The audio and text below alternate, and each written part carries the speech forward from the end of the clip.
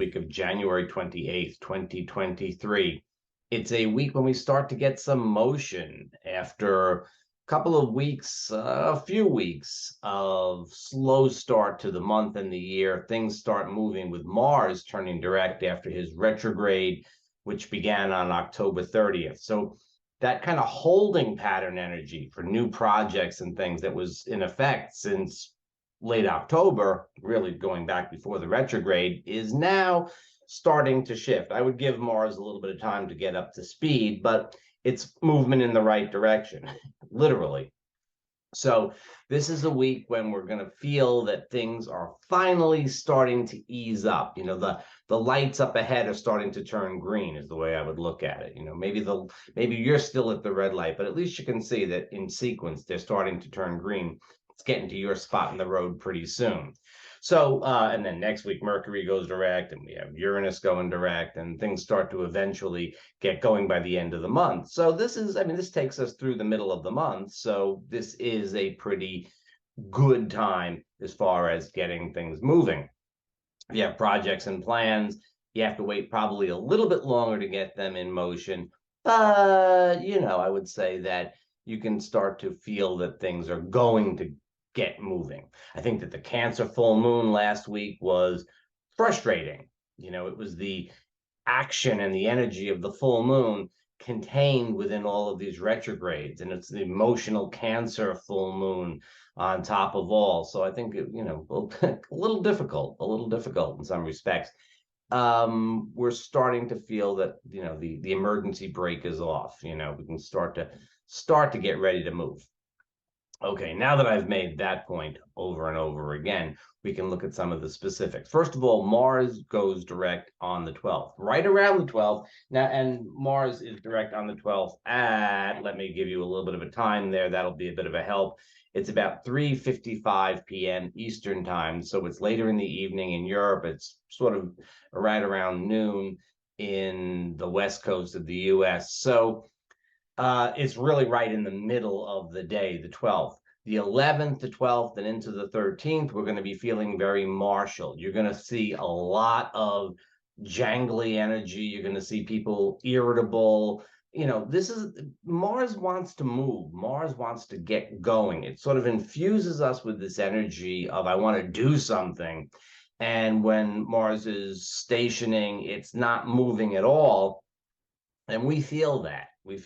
Some folks feel it more than others. Some folks go a little bit, off the rails and stuff like that with this kind of thing. So there is some potential. I mean, again, with Mercury retrograde, road rage, if you stay tuned to the end, I have a few things to say about Mercury retrograde and cars. Some interesting stuff anyway, which we'll get to at the very end.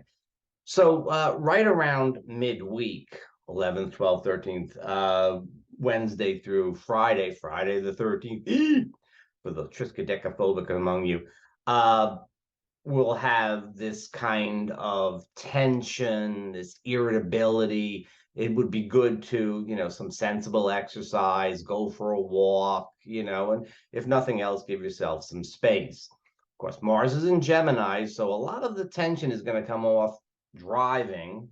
It's a Gemini thing, and Mercury's retrograde, and verbally.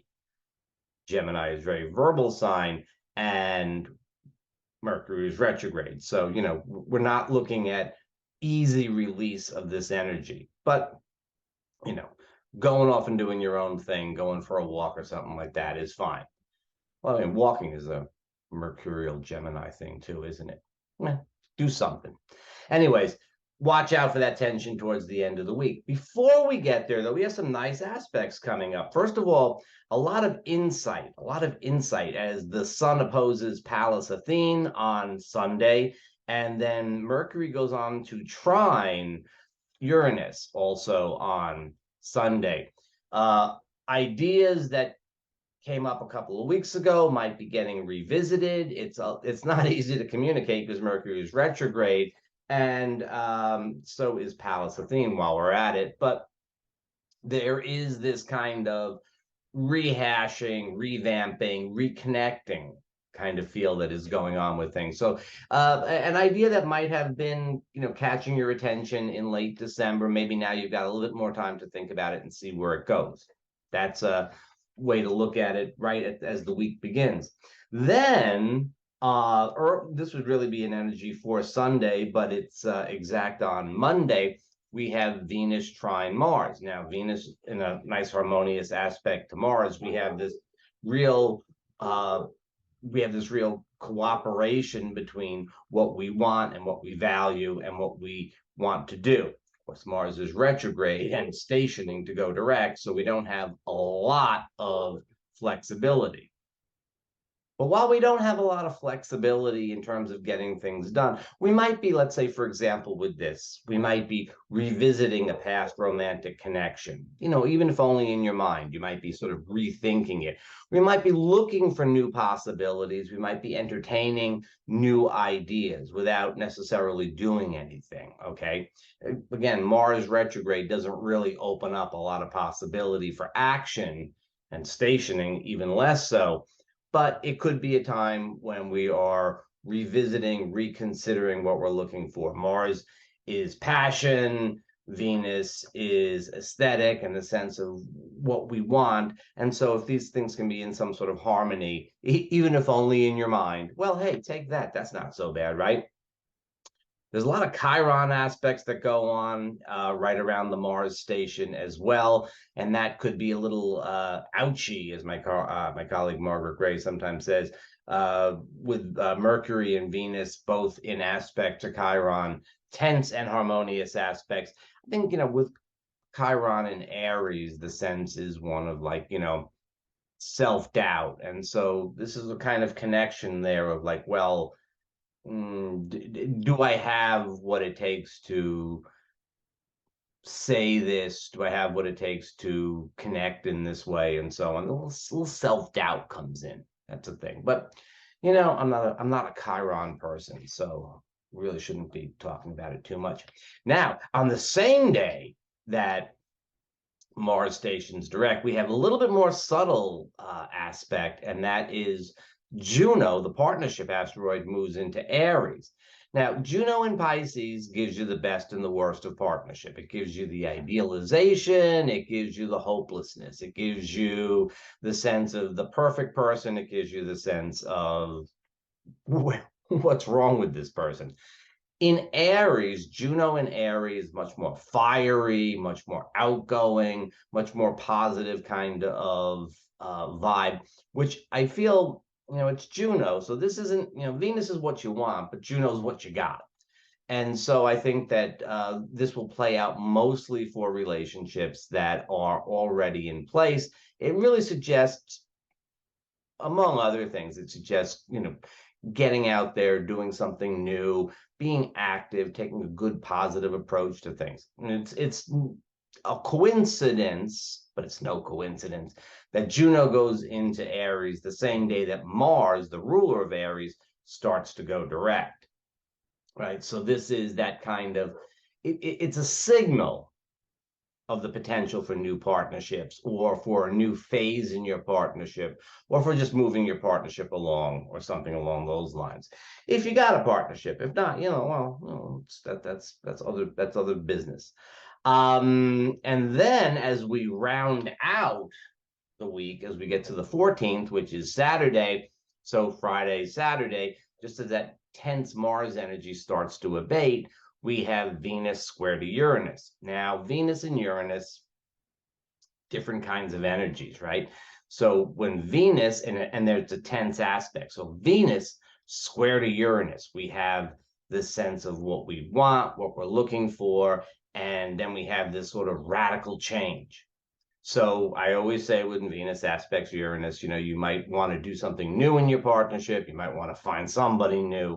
Your sense of who you want, your sense of who you want to be with, and what you want to do when you're with them changes. Really, if you're in a spot that's not too good, it could really be a kind of explosive aspect, but it also opens up the possibility for having a wider view of partnership, relationship, romance, and love, right? You start to realize that some of your ideas about partnership and what you need. Your ideas about relationship become more flexible and open. You're willing to entertain different ideas, different concepts, different people, different ideas of what you do. Friday night doesn't have to be Chinese food night. Maybe it could be pizza night. You get the idea. So you can make changes.